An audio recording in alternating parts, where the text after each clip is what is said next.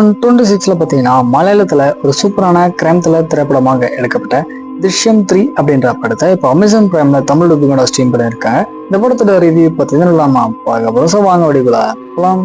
இதுல கதையை பொறுத்த வரைக்கும் இந்த படத்துடைய ப்ரீவியஸ் பார்ட் 1 பார்ட் 2 கண்டினியூட்டியா இது தொடருது.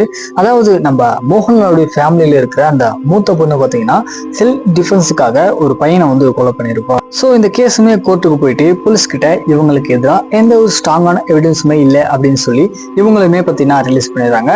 அந்த இறந்து போன பையனுடைய ஃபேமிலியுமே பார்த்தீங்கன்னா இதை வந்து கொஞ்சம் கொஞ்சமா மறந்து போயிருப்பாங்க.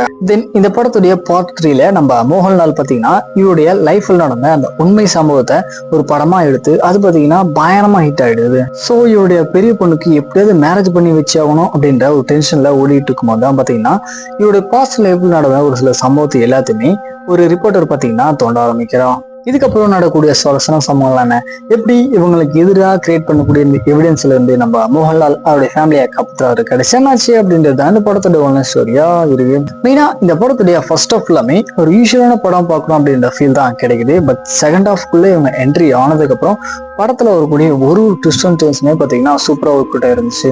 ஓவரால் படத்துடைய பார்ட் 1 பார்ட் 2 இது ரெண்டுலயுமே பார்த்தீங்கன்னா எல்லா கேரக்டருடைய ஆக்டிங்குமே சூப்பரா இருந்துச்சு அப்படின்னு சொல்லலாம். இதுலயுமே பார்த்தீங்கன்னா கேரக்டருடைய ஆக்டிங் அப்படின்னு குறை சொல்ல முடியாது, ரொம்ப அருமையா பண்ணியிருக்காங்க. ஸ்கிரீன் பிளே வைஸ் அப்படின்னு பார்க்கும்போது சரி செகண்ட் ஹாஃப் ஃபுல்லாமே பார்த்தீங்கன்னா ஒரு எங்கேஜ்மெண்ட் ஸ்கிரீன் பிளே கொடுத்துருக்காங்க.